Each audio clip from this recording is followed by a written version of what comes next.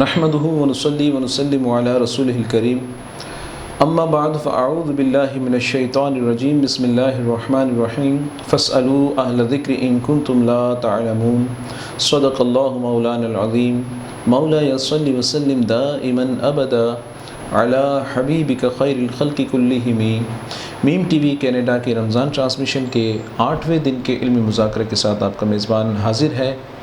سوال جواب کا سلسلہ ہے۔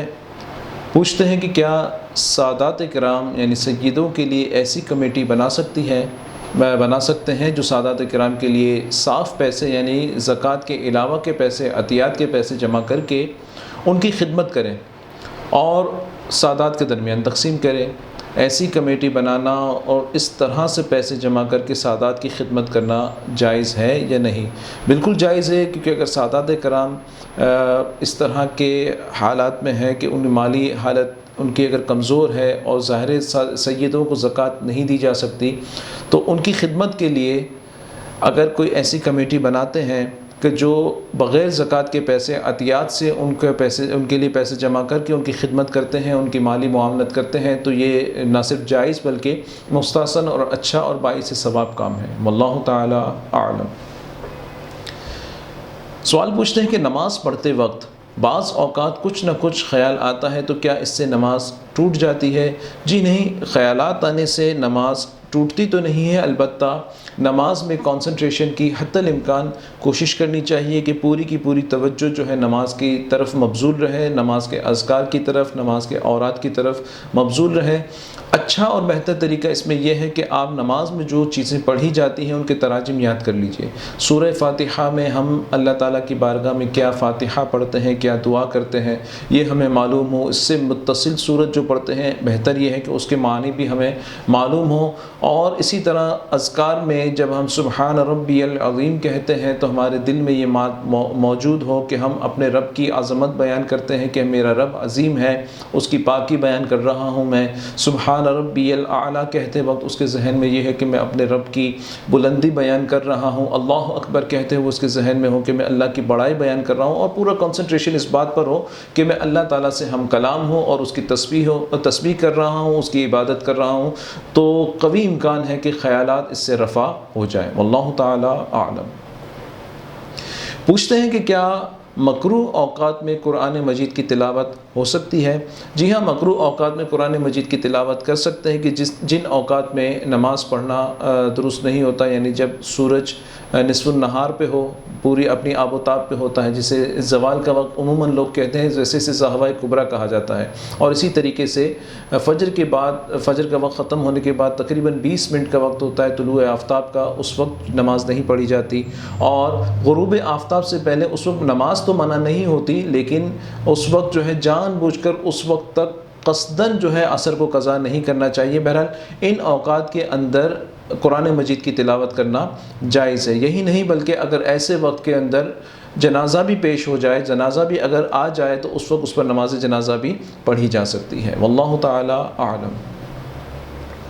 سوال پوچھتے ہیں کہ کیا قرآن پاک یا دیگر اسلامی کتب اگر شہید ہو جائیں تو ان کا کیا کرنا چاہیے؟ دیکھیں، اولاً تو کوشش یہ کرے کہ ان کی جو ہے بائنڈنگ وغیرہ اگر دوبارہ کرنا ممکن ہو، ان کو دوبارہ ان کی اصلاح، اس کی تصحیح کر کے دوبارہ ان کو صحیح کنڈیشن میں لا سکتے ہیں تو لے آئیں اور ضائع ہونے سے بچائیں۔ اور اگر ممکن نہیں ہے، اس کنڈیشن میں پہنچ گئے، اس قدر جو ہے وہ شہید ہو چکے ہیں کہ اب اس کو دوبارہ جو ہے ریپیئر کرنا ممکن نہیں ہے، تو پھر مقدس اوراق کے ادارے اگر آپ کے شہر یا ملک میں موجود ہیں تو ان کے حوالے کر دیں، تاکہ وہ پراپرلی اس کی جو ہے خلاصہ اس کا کر سکیں، اس کو اپنے مقام پر پہنچا سکیں۔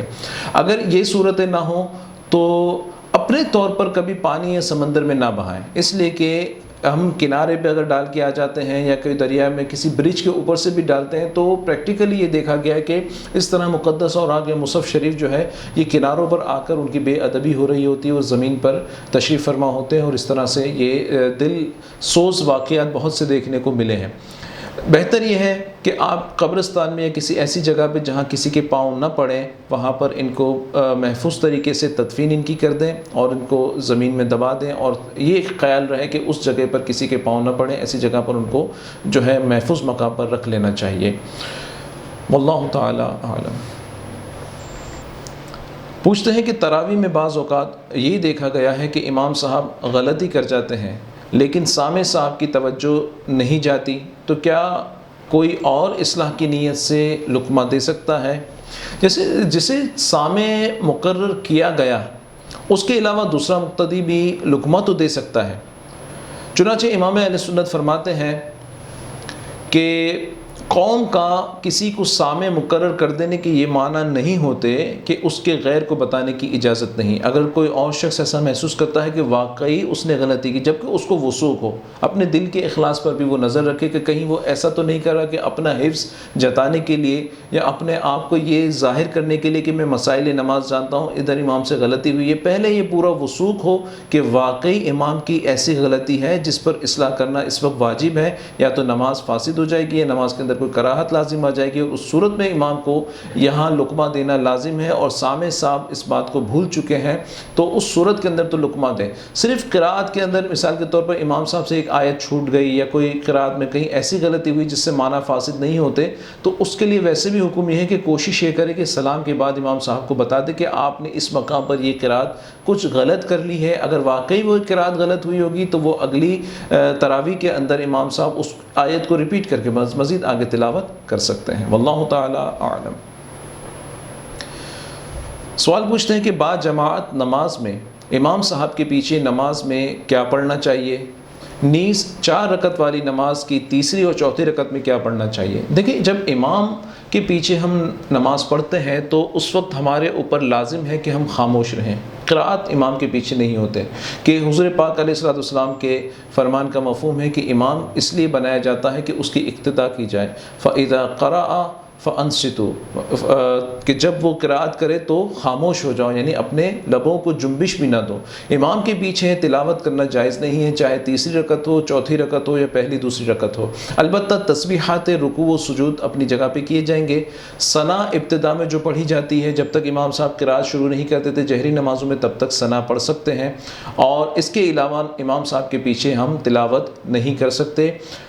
تشہد میں التحیات پڑھنا، اور چوتھی رکعت کے جو تشہد قاعدہ اخیرہ ہو، چاہے دوسری رکعت میں ہو رہا ہو یا چوتھی رکعت میں ہو رہا ہو، تو التحیات کے بعد درود ابراہیم، اور اس کے بعد جو ہے درود ابراہیمی کے بعد دعا پڑھنا، یہ امام کے پیچھے یہ اذکار کیے جا سکتے ہیں، بلکہ کیے جاتے ہیں، لیکن تلاوت جو ہے امام صاحب کے پیچھے یہ نہیں کی جا سکتی۔ قرات کا فرض جو ہے وہ امام کا ہی ادا ہوگا، کہ قراءۃ الامام لہ قراءۃ، او کما قال علیہ السلام، حضور علیہ السلام نے فرمایا کہ امام کی قرات ہی مقتدی کی قرات ہے۔ واللہ تعالی اعلم۔ سوال پوچھتے ہیں کہ کیا کوئی شخص اپنی زکوٰۃ کسی دوسرے ملک بھجوا سکتا ہے؟ جی ہاں، بھجوا سکتا ہے، اگر اس کے اپنے ملک میں یہ کوئی مستحق زکوٰۃ اس کی نظر میں نہ ہو، یا وہاں مسلمانوں کی آبادی کم ہے، فراخ دست لوگ زیادہ ہیں، مستحقین نہیں ہیں، اور وہ محسوس کرتا ہے کہ کسی اور ملک میں وہاں پر واقعی مسلمان مستحق زکوٰۃ ہے اور وہاں زیادہ ضرورت ہے، اس کے اپنے رشتہ داروں میں بھی کوئی ضرورت مند نہیں ہے، تو پھر دوسرے کسی ملک اپنی زکوٰۃ بھجوا سکتا ہے اور اس طرح سے اپنی زکوٰۃ کی ادائیگی کر سکتا ہے۔ واللہ تعالی اعلم۔ اللہ تعالیٰ سے دعا ہے کہ اللہ تعالیٰ ہمارے اس سلسلے کو اپنی بارگاہ اقدس میں قبول فرمائے۔ انشاءاللہ تعالیٰ کل کے سلسلے میں 9ویں رمضان المبارک کے علمی مذاکرے میں آپ سے دوبارہ ملاقات ہوگی۔ اسکرین پر آپ کے پاس ای میل ایڈریس اور واٹس ایپ نمبر موجود ہیں، آپ اس پر اپنے سوالات بھیج سکتے ہیں۔ انشاءاللہ کل آپ سے دوبارہ ملاقات ہوگی۔ کل تک کے لیے آپ کے میزبان کو اجازت دیجیے۔ السلام علیکم ورحمۃ اللہ وبرکاتہ۔